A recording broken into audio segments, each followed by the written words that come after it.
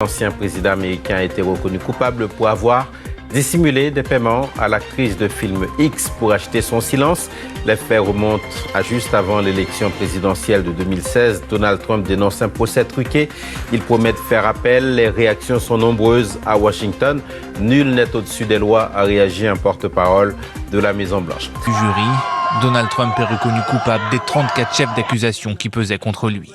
Coupable d'avoir falsifié des documents afin de masquer des pots de vin versés à une ancienne star du X pour acheter son silence.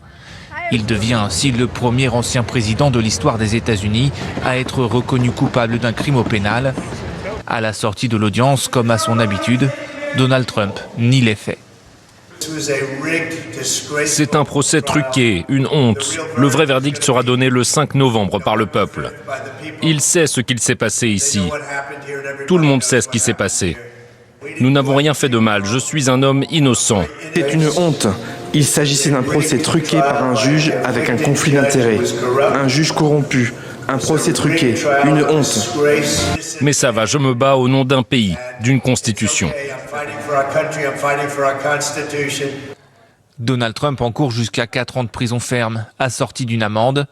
Mais le juge peut aussi prononcer une peine de prison avec sursis probatoire. Ce verdict n'empêchera pas pour autant Donald Trump d'être candidat à la présidentielle américaine de novembre. L'impact sur le scrutin est incertain. Les habitants restent divisés. Je ne sais pas quoi dire, je ne pensais pas que cela allait se produire. Et je n'arrive pas à y croire. Il était temps qu'il soit tenu responsable de quelque chose. Je n'arrive pas à y croire, c'est incroyable. Je ne pense pas que ça soit vraiment vrai. Je ne connais pas tous les détails de son affaire, mais je ne pense pas qu'il l'ait fait.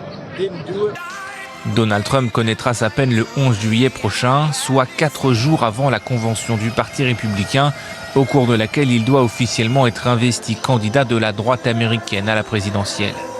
Le juge l'a laissé repartir libre, sans exiger de caution.